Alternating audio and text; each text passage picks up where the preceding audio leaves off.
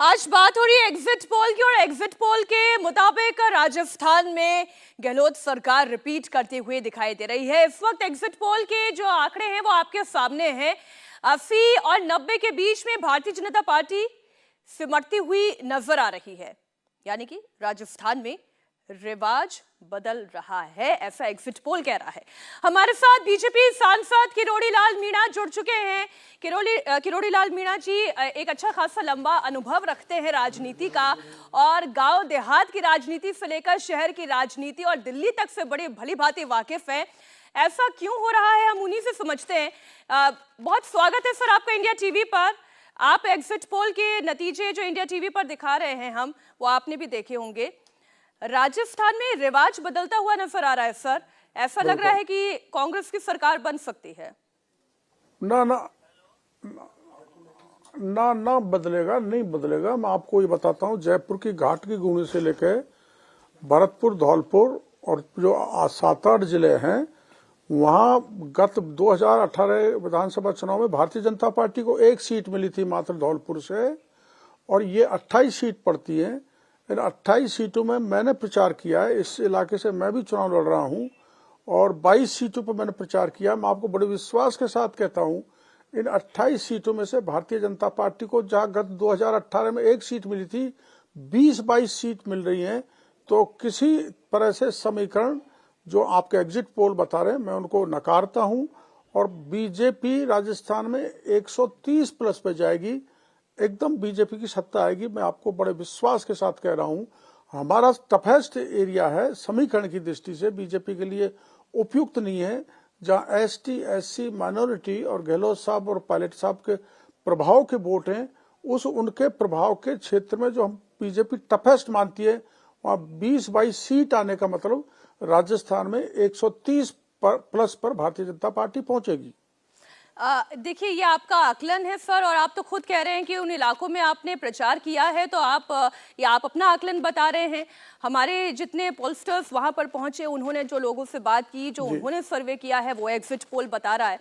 लेकिन सर, अगर जो आप कह रहे हैं वो तो 3 तारीख को पता चल ही जाएगा, बट आप 130 तक की बात कर रहे हैं। ये एक बहुत बड़ा मैंडेट आप बता रहे हैं, जबकि एग्जिट पोल के आसपास भी ये मैंडेट दिखाई नहीं देता, अगर आपकी बातों को मैं सच मानूं तो।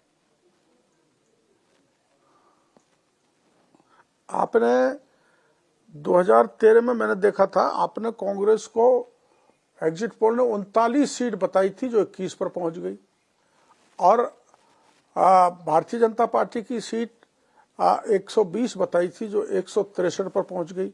इसलिए ये एग्जिट पोल की मैं 100% सत्य नहीं मानता। मेरा तो यही कहना है कि अब की बार कई मुद्दों को लेकर कांग्रेस के खिलाफ लोगों में आक्रोश था, और वो अंडर करंट था कि भारतीय जनता पार्टी को सत्ता में लाना है। यहाँ कई जगह जनता ने आगे होकर भारतीय जनता पार्टी को जिताया है। इसलिए मैं बड़े विश्वास के साथ कह सकता हूं कि बीजेपी सत्ता में प्रचंड बहुमत से लौट रही है।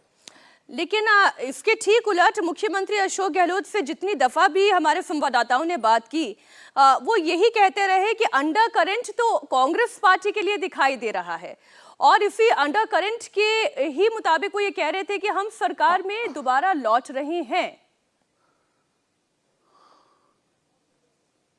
अंडर करंट वो किस हिसाब से कह रहे हैं, लेकिन जिस प्रदेश में खुद मुख्यमंत्री, गृह मंत्री हो और 13 साल की बेटी के साथ गैंग रेप होकर उसको भट्टी में फेंक दिया जाए, लॉ एंड ऑर्डर की बिगड़ती हुई स्थिति यहाँ पर रही है, भ्रष्टाचार चरम पर यहाँ पर रहा है, अब भी तिजोरियों में, अब भी लॉकर्स में पैसा और सोना निकल रहा है।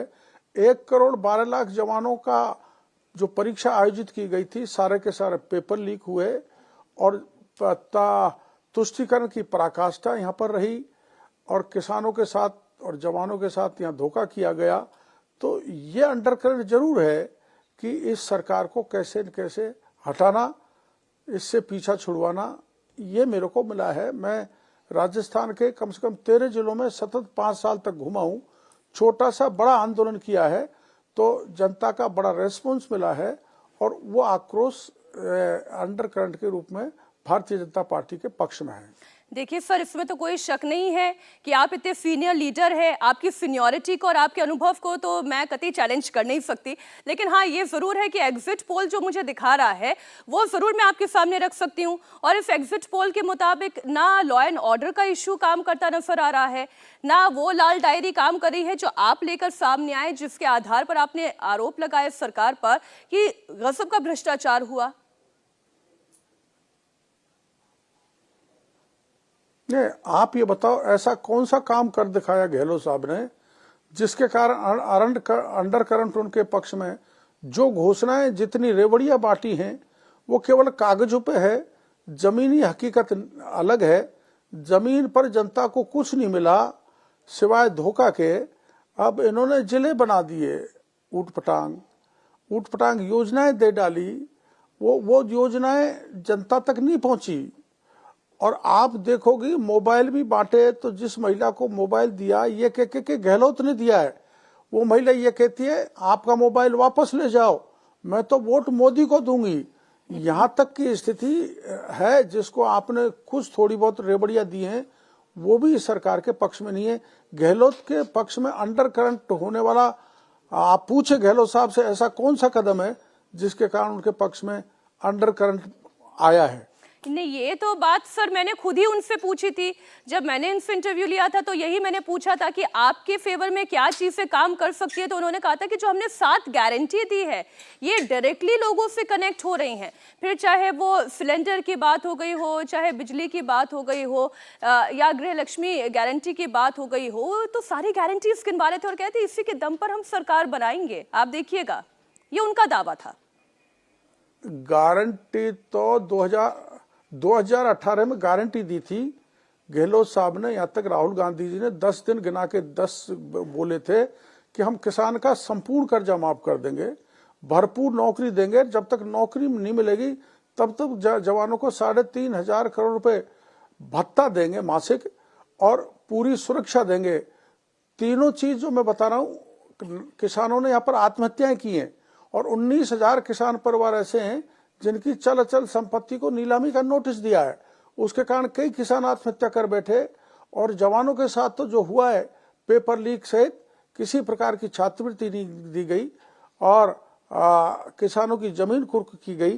तो मेरे को कोई ऐसा कदम लगता नहीं गहलोत साहब का कि उनके कदम के कारण कहीं अंडर करंट आया हो। ओपीएस तो एक दिव्य सपना है, कब मरी सासू कब आएंगे आंसू, एक ऐसा स्थिति है जो मेरे को तो किसी तरह से उनके पक्ष में अंडर करंट नहीं लगता। अच्छा सर, मैं खुद राजस्थान के कुछ जिलों में गई हूँ, वहां पर जिन लोगों से मेरी बातचीत हो रही थी तो आम लोगों के मन में एक बात जरूर थी। अब जैसे आपने बात कही प्रधानमंत्री नरेंद्र मोदी की, तो उनको लेकर, उनके चेहरे को लेकर तो कोई संशय है ही नहीं। और ये तो लोग कहते हैं कि लोकसभा चुनाव में हम तो मोदी जी के साथ खड़े हैं। लेकिन जैसे बात राजस्थान के विधानसभा चुनाव की मैं पूछती तो फिर वो ये कहते कि एक चेहरा तो कम से कम बीजेपी को देना चाहिए था। वसुंधरा राजे ना सही तो किरोड़ी लाल मीणा का चेहरा आगे करना चाहिए था। एक चेहरे के साथ अगर पार्टी इस चुनाव में जाती तो शायद नतीजे कुछ और होते। ये मैं लोगों का आकलन आपके सामने रख रही हूं सर। नहीं, और ही नतीजा और नतीजे कुछ लोगों ने आपको कहा होगा और नतीजे आपको मिलेंगे। आप ये बताओ, हमारे पास मोदी जी से बड़ा कोई चेहरा है क्या? चाहे मैं हूं, चाहे वसुंधरा जी हो, चाहे प्रतिपक्ष के नेता हो, चाहे कोई भी मुख्यमंत्री की ख्वाहिश लेके बैठा हो, उनके चेहरे से काम नहीं चलता। हमारे एकमात्र चेहरा है और केवल भारत का ही नहीं, दुनिया का सबसे बड़ा चेहरा है, सबसे लोकप्रिय नेता है। उसके नाम पर हमको वोट मिले और मिलेंगे और हम जीतेंगे, ये हमको भरोसा है। और केवल ये कह देना कि इनके पास चेहरा नहीं है, हमारे पास बहुत एस्पिरेंट्स है मुख्यमंत्री बनने के। ये तो एक सुखद बात है कि एक पार्टी में इतने मुख्यमंत्री के काबिल लोग हैं और वहाँ केवल अकेले गहलोत साहब हैं। वो पायलट को भी कहीं आगे नहीं आने देना चाहते। तो इनकी आपस की कंट्रोवर्सी भी बहुत है दोनों की। और हमारे हेल्दी कंपटीशन है कि हमारे इतने उम्मीदवार हैं, एक सुखद वातावरण है और सबने मिलकर काम किया है। पार्टी निश्चित रूप से सत्ता में आएगी।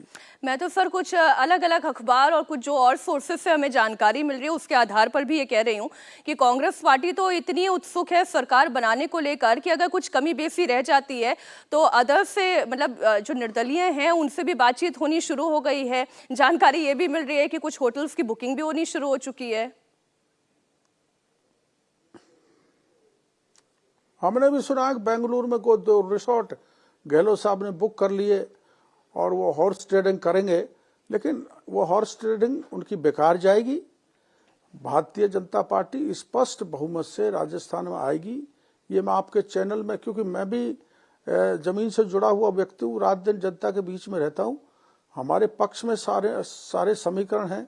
एसटी अब के पूरी तरह से राजस्थान में हमारे साथ रही है, एससी का बड़ा हिस्सा हमारे साथ रहा है, और जो कमिटेड वोट है बीजेपी का उसने बड़े जोश खरोश के साथ, मैं मेरे चुनाव क्षेत्र का बात बता दूं, कभी भी मैंने 45 साल के राजनीतिक जीवन में नहीं देखा कि व्यापारियों ने अपने प्रतिष्ठान बंद करके जबरदस्त पोलिंग किया है, और ये कई जगह हुआ है। ये भारतीय जनता पार्टी के पक्ष में अपने आप को अंडर करंट को दर्शाता है।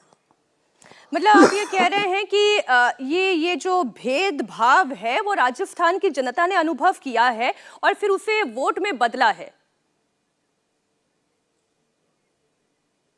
बिल्कुल बदला है, बिल्कुल बदला। अगर सबसे ज्यादा तुष्टीकरण हुआ है तो राजस्थान में हुआ है।